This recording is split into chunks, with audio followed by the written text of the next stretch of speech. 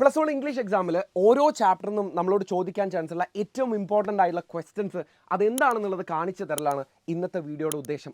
ഇതിൻ്റെയൊക്കെ ആൻസേഴ്സ് നമ്മൾ short question ലൈവിൽ ഡിസ്കസ് ചെയ്യുന്നതായിരിക്കും. ഇന്ന് ക്വസ്റ്റ്യൻസ് എന്താണെന്നുള്ളത് അല്ലെങ്കിൽ ഏത് ഡിസ്കോഴ്സുകളായിരിക്കും ഏറ്റവും കൂടുതൽ സാധ്യത ചോദിക്കാനെന്നുള്ളതാണ് ഞാൻ ഇന്ന് കാണിച്ചു തരുന്നത്. നമുക്ക് ആദ്യം ഒന്നാമത്തെ യൂണിറ്റിൽ നിന്ന് സ്റ്റാർട്ട് ചെയ്യാം. ഒന്നാമത്തെ യൂണിറ്റിലെ ഒന്നാമത്തെ ചാപ്റ്റർ ആയിട്ടുള്ള his first flight written by Liam O'Flaherty. നമ്മളിവിടെ ഒരു ഷോർട്ട് സ്റ്റോറിയാണ് പഠിച്ചിട്ടുണ്ടായിരുന്നത്. അപ്പോൾ ഇതിൻ്റെ തീം എന്താണെന്നുള്ളത് നമ്മൾ ഓൾറെഡി നമ്മുടെ മോഡൽ എക്സാമിന് ഓൾറെഡി ക്വസ്റ്റ്യൻസ് ചോദിച്ചിട്ടുണ്ടായിരുന്നു. ആ തീം ബേസ്ഡ് ആയിട്ടുള്ള ക്വസ്റ്റ്യൻസ് ആയിരിക്കും നമുക്ക് ഇപ്രാവശ്യം പ്രതീക്ഷിക്കാൻ പറ്റുക. ഒന്ന്, ഓവർകമ്മിങ് ഫിയർ, പേടിയെ തരണം ചെയ്യുക എന്നുള്ളൊരു തീം. രണ്ട്, പാരൻറ്റിങ്ങിൻ്റെ ഇമ്പോർട്ടൻസ്. സോ ഈ രണ്ട് കാര്യങ്ങളെ ബേസ് ചെയ്തുകൊണ്ടുള്ള ക്വസ്റ്റ്യൻസേ നമുക്ക് ചോദിക്കുള്ളൂ. അതിനെ ബേസ് ചെയ്തുകൊണ്ട് ചിലപ്പോൾ ഒരു സ്പീച്ച് ചോദിക്കാം. അതായത് പാരൻറ്റിങ്ങിൻ്റെ പാരൻസ് എത്രത്തോളം ഒരാളുടെ ലൈഫിനെ ഇൻഫ്ലുവൻസ് ചെയ്യുന്നുണ്ടെന്നൊക്കെ ബേസ് ചെയ്തിട്ട് ഒരു സ്പീച്ച്, അല്ലെങ്കിൽ ഓവർകമ്മിങ് ഫിയറിനെ ബേസ് ചെയ്തുകൊണ്ടുള്ള ഒരു സ്പീച്ച്. ഈ സ്പീച്ച് അത് കഴിഞ്ഞിട്ട് നറേറ്റീവ് ചോദിക്കാൻ ചാൻസ് ഉണ്ട്. നമ്മുടെ പാരൻസ് നമ്മളെ സപ്പോർട്ട് ചെയ്തിട്ടുള്ള ഒരു അനുഭവം, ഒരു എക്സ്പീരിയൻസ് ഷെയർ ചെയ്തുകൊണ്ടുള്ള ഒരു നറേറ്റീവ് ചോദിക്കാൻ ചാൻസ് ഉണ്ട്. പിന്നെ ഇതേ കാര്യം ഈ സ്പീച്ച് ചോദിച്ച അതേ രീതിയിൽ തന്നെ ഒരു എസ്സേ ചോദിക്കാൻ ചാൻസ് ഉണ്ട്. റൈറ്റപ്പ് എന്ന് പറയുമ്പോൾ ഏകദേശം ഒരു എസ്സേയുടെ ഷോർട്ട് ഫോർമാറ്റാണ്. ഒരു പാരഗ്രാഫ് കുറയുന്നു മാത്രമേ ഉള്ളൂ.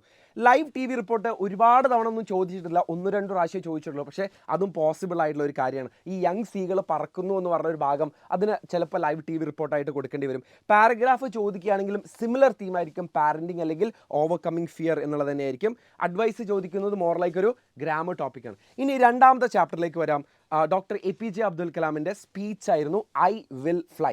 ഈ ഒരു ചാപ്റ്ററിൽ നിന്ന് നമുക്ക് പ്രതീക്ഷിക്കാൻ പറ്റുന്ന ക്വസ്റ്റ്യൻസ് ഞാൻ മാർക്ക് ചെയ്ത് തരാം.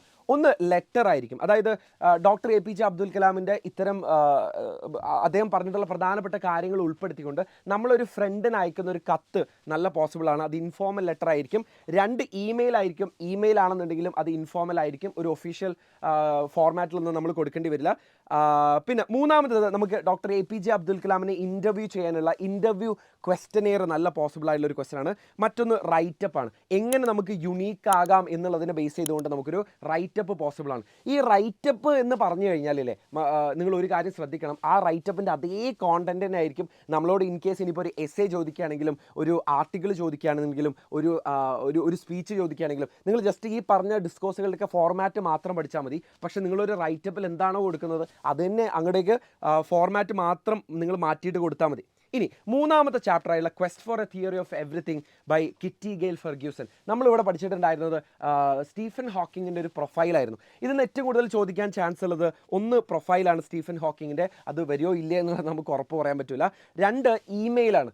ഇമെയിൽ ചിലപ്പോൾ സ്റ്റീഫൻ ഹോക്കിങ്ങിൻ്റെ ലൈഫിനെ ബേസ് ചെയ്തുകൊണ്ടായിരിക്കാം, അല്ലെങ്കിൽ വേറെ എന്തെങ്കിലും ഇനാഗുറേഷന് അദ്ദേഹത്തിനെ വിളിച്ചുകൊണ്ടുള്ളതായിരിക്കാം. 2. ഇനി മൂന്നാമത്തത് ഷോർട്ട് നോട്ട്. അത് ചിലപ്പോൾ ജെയിൻ ഹോക്കിങ്ങിൻ്റെ സ്വഭാവ വിശേഷങ്ങളായിരിക്കാം, അല്ലെങ്കിൽ ചിലപ്പോൾ സ്റ്റീഫൻ ഹോക്കിങ്ങിൻ്റെ തന്നെ പേഴ്സണാലിറ്റി ട്രേറ്റ്സോ പുള്ളിക്കാരൻ്റെ സ്വഭാവത്തിലുണ്ടായിരുന്ന പ്രത്യേകതകളൊക്കെ ആയിരിക്കും നമ്മളോട് ചോദിക്കാൻ ഏറ്റവും ചാൻസ് ഉള്ളത്. ഇനി നാലാമത്തെ ചാപ്റ്റർ ആയിട്ടുള്ള ഇഫ്, റുഡിയാർഡ് കിപ്ലിങ്ങിൻ്റെ ഒരു പോമാണ് നമ്മളിവിടെ പഠിച്ചിട്ടുണ്ടായിരുന്നത്. ഇതിന് ഏറ്റവും കൂടുതൽ ചാൻസ് ഉള്ളത് ഒരു സ്പീച്ച്. അതായത് നമ്മൾ എങ്ങനെയാണ് എന്താണ് ഒരു ഹ്യൂമൻ ലൈഫിലുള്ള പ്രധാനപ്പെട്ട വാല്യൂസ്, അല്ലെങ്കിൽ എങ്ങനെ നമുക്കൊരു പെർഫെക്റ്റ് ഹ്യൂമൻ ബീങ് ആകാം എന്നുള്ളതിൻ്റെ ഉപദേശം. അതായത് ഈ ഒരു പോയത്തിൽ അച്ഛൻ മകന് കൊടുക്കുന്ന ഉപദേശം ചിലപ്പോൾ ഒരു സ്പീച്ചായിട്ട് നമ്മളോട് ചോദിച്ചേക്കാം. ആർട്ടിക്കിൾ നല്ല ചാൻസ് ഉള്ളൊരു ക്വസ്റ്റ്യൻ ആണ്. ഇതേ തീമിനെ ബേസ് ചെയ്തിട്ടായിരിക്കും the qualities of an ideal person എന്നുള്ളതിനെ ബേസ് ചെയ്തുകൊണ്ടിരിക്കും. പിന്നെ അപ്രിസിയേഷൻ, അല്ലെങ്കിൽ ചിലപ്പോൾ നമുക്കൊരു 4 വരികൾ തന്നിട്ട് അതിനെ ചിലപ്പോൾ ഇലാബറേറ്റ് ചെയ്യാൻ ചോദിക്കും. അല്ലെങ്കിൽ ഇതിലുള്ളൊരു പ്രധാനപ്പെട്ട തീം, അതായത് പ്രധാനപ്പെട്ട തീം എന്ന് പറയുന്നത് qualities of an ideal person ആണ്. അപ്പോൾ അതിനെ ബേസ് ചെയ്തുകൊണ്ട് ചിലപ്പോൾ നമുക്കൊരു അപ്രിസിയേഷൻ അല്ലെങ്കിൽ ഒരു പാരഗ്രാഫ് റൈറ്റിംഗ് ഒക്കെ ചോദിക്കാൻ ചാൻസ് ഉണ്ട്. ഇനി നമുക്ക് 4ാമത്തെ യൂണിറ്റ് അടുത്ത വീഡിയോയിൽ ചെയ്യാം. സോ ഇത്രയും ക്വസ്റ്റ്യൻസ് നിങ്ങൾ 1ാമത്തെ യൂണിറ്റിൽ നിന്ന് പഠിച്ചിട്ടുണ്ട് എന്നുള്ളത് ഉറപ്പുവരുത്തിയിട്ട് മാത്രം നിങ്ങൾ എക്സാമുകളിലേക്ക് പോയാൽ മതി. സോ ഇത്രയും ക്വസ്റ്റ്യൻസിൻ്റെ ആൻസേഴ്സ് നമ്മൾ ഇന്നത്തെ ഷോർട്ട് ക്വസ്റ്റ്യൻസ് ലൈവിൽ ഡിസ്കസ് ചെയ്യുന്നതായിരിക്കും. I will see you there. Bye, all the best.